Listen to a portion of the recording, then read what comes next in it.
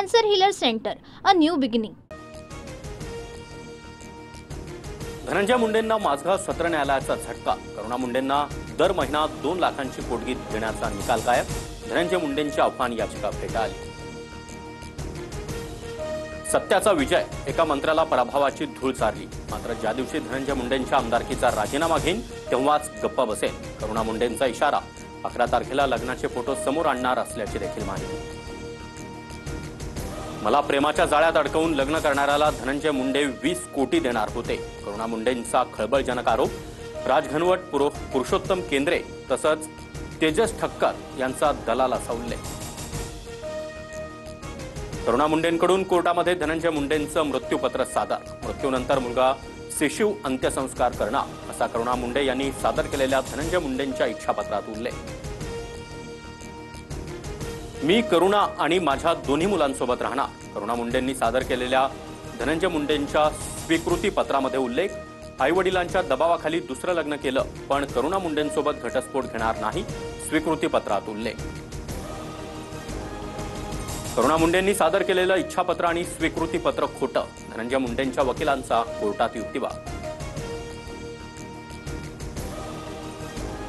रुग्णालयाबाबतच्या त्रुटी दूर करण्यासाठी समिती काम करणार. एसओपी तयार करण्यात येणार. धर्मादाय रुग्णालय मुख्यमंत्री कक्षाशी जोडलं जाण्याची व्यवस्था करणार. मुख्यमंत्री फडणवीसांची माहिती. दीनानाथ मंगेशकर रुग्णालयातील सगळेजण भाजप आणि आरएसएसची लोक, म्हणूनच सरकारकडून कारवाई नाही. संजय राऊतांचा हल्लाबोल. आंदोलनाला शो म्हणणाऱ्या मुख्यमंत्र्यांची लेवल नाही. राऊतांची टीका. डॉक्टर सुश्रुत घैसास यांचं लायसन्स रद्द करून कारवाई व्हावी. फडणवीसांनी न्याय देण्याचं आश्वासन दिलंय. चौकशीनंतर भिसे कुटुंबियांची प्रतिक्रिया. दीनानाथ मंगेशकर रुग्णालय आता कोणत्याही रुग्णाकडून अनामत रक्कम घेणार नाही. दीनानाथ मंगेशकर रुग्णालयाच्या विश्वस्त बैठकीत ठराव. दीनानाथ मंगेशकर रुग्णालयाच्या अहवालातून स्वतःलाच क्लीन चिट देण्याचा प्रयत्न. राज्य सरकारच्या समितीचा अहवाल सादर केल्यानंतर पुढील कारवाई होईल. गर्भवतीच्या मृत्यूबाबत रुपाली चाकणकरांची मोठी प्रतिक्रिया. पुण्यात गर्भवती महिलेच्या मृत्यूप्रकरणी सर्वपक्षीय आक्रमक. दीनानाथ मंगेशकर रुग्णालयाबाहेर आजही पवारांच्या राष्ट्रवादीसह विविध संघटनांचं आंदोलन. शेतकरी कर्जमाफीचे पैसे मागून साखरपुडे आणि लग्न करतात. कधी शेतीमध्ये गुंतवणूक करता का? कृषी मंत्री माणिकराव कोकाटेंचं वादग्रस्त वक्तव्य.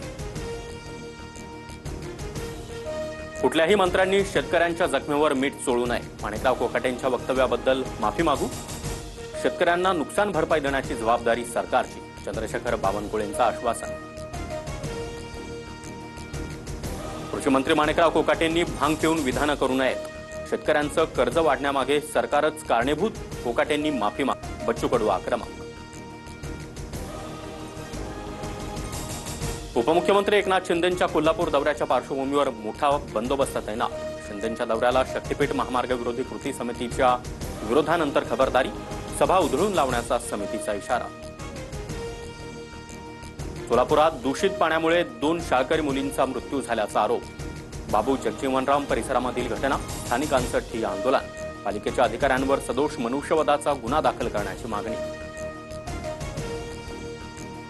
कोट्यवधी रुपये खर्चून उभारलेला डोंबिवली माणकोली पुलाचा रस्ता खचला. अवजड वाहनांवर बंदी असून देखील डंपर ट्रकची वाहतूक सुरू. ताण येऊन रस्ता खचल्याचा संशय व्यक्त. राज्यात वादळी वाऱ्यासह अवकाळी पावसाचा धुमाकूळ. बदलत्या वातावरणाचा शेतीपिकांना मोठा फटका.